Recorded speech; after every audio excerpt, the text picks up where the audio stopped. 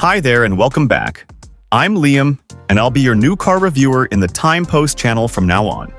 So this is the mid-gen refresh model of the all-new 2025 Hyundai Tucson. But this time around, they've made some changes to the exterior and to the interior from the prior generation model, and personally, I really love the new look of the redesigned grille and the overall front, which looks more modern than the previous model.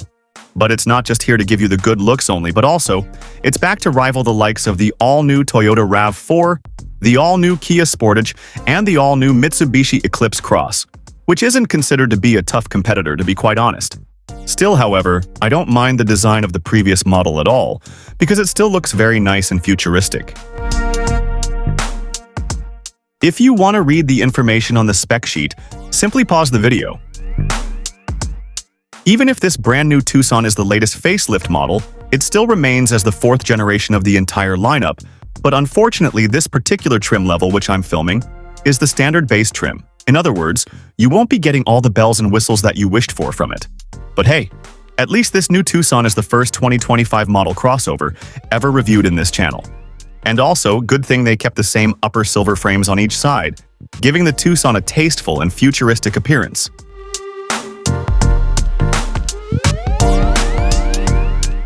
Moving on to the most eye-catching element in the whole back is the taillight, which hasn't changed from the previous Tucson models at all. However, it looks pretty distinctive with the quad Tiger Fangs design, especially when it lights up with some shiny LEDs. Unfortunately, because this particular Tucson in this video is the base trim level, the taillights are halogen bulbs only. And to make matters worse, this rear view camera is the only camera you'll get from this trim level. Such a poor implementation for the money, to tell the truth. But anyway, I really like the design of the back bumper, which looks tasteful. But what's even more tasteful is the dual exhaust pipes with a beautiful styling look. Now, I'm not really sure if these pipes are fake or not, but they look pretty functional, at least with the way I see it, I think. And to add more styling looks, Hyundai managed to tuck the back window wiper right under the roof spoiler, making the overall back design look cleaner, more professional, and more modern. The only downside, though, is that the back turn signals and the reverse lights are placed all the way to the bottom of the back bumper, which blocks visibility from any indication of the signals by any vehicle's front hood when it's close enough behind it. Trust me, I experienced this awkward situation before, and I didn't even know that a Tucson driver in front of me was throwing in reverse trying to pull back. So be sure to keep that in mind. And if you look at the side profile, which I'm glad they haven't changed it a bit, because it looks pretty sharp and stunning, so I don't really think it can get any better than this. But if Hyundai tries to redesign the Tucson, it may receive a negative impression as a result. Take the Honda Accord as an example. As for the necks and tires dimensions, they're 235 on the width, 55 series sidewall, and 18 inches, which isn't too shabby at all. Even this rear view mirror looks beautiful along with the turning indicator, but unfortunately no 360 degrees camera mounted underneath it. Now let's check out the front interior by starting off with the door panel, which doesn't seem to look any better than the previous Tucson's door panel. In fact, it looks even worse, but it's still beautiful and attractive somehow, with some nice materials on it. However, I thought this upper portion was made of cloth, but it's just another piece of cheap plastic. And even the door pocket is kind of small, along with the speaker grille, which looks pretty basic to say the least. However, no electric assist lumbars and no leather seats in this trim level whatsoever. But still, the seats are pretty comfortable to sit on. And if you want to see the outgoing 2023 Hyundai Tucson model in comparison, be sure to watch the previous video about the hybrid version of it through the link below in the description, or click on the card now, which is placed on the top right corner of the screen.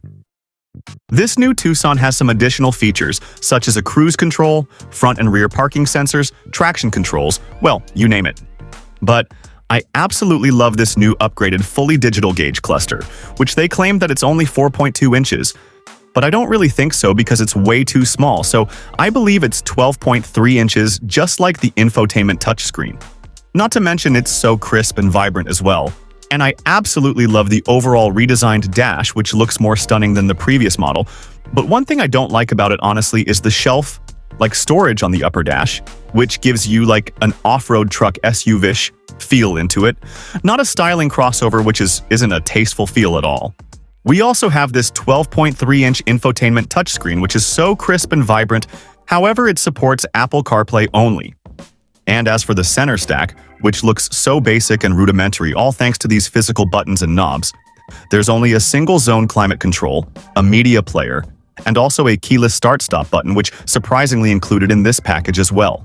And they also included a big phone storage with a 12-volt, 2 USB Type-C ports, and a wireless charging pad, which is a big plus in my opinion. And it's also equipped with safety features such as drive mode selector, an anti-lock brake system, an electronic stability, a hill assist, and a downhill braking controls for more driving capability in any rough roads. This storage under the armrest isn't too wide, but it's pretty deep, like wow. Not bad at all to store so many items in there. However, it doesn't contain any ports inside whatsoever. This rear view mirror is just nothing but an ordinary mirror, but maybe you'll find auto-dimming mirrors with built-in LED screens in higher trim levels. And unfortunately, no sunroof added to this package as well. Now moving on to the back seat by starting off with the door panel, which looks pretty similar to the front door panels, but what's worse is that the door pocket is pretty small. However, this nice seat bolstering makes it so comfortable to sit in the back, even for long hours.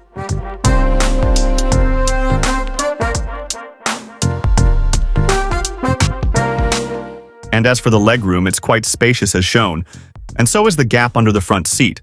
But what adds even more ergonomics when sitting in the back is the floor, which is almost completely flat for more comfort.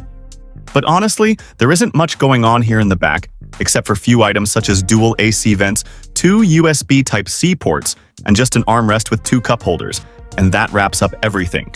But let's not forget about the trunk, which is pretty big for carrying multiple big travel bags.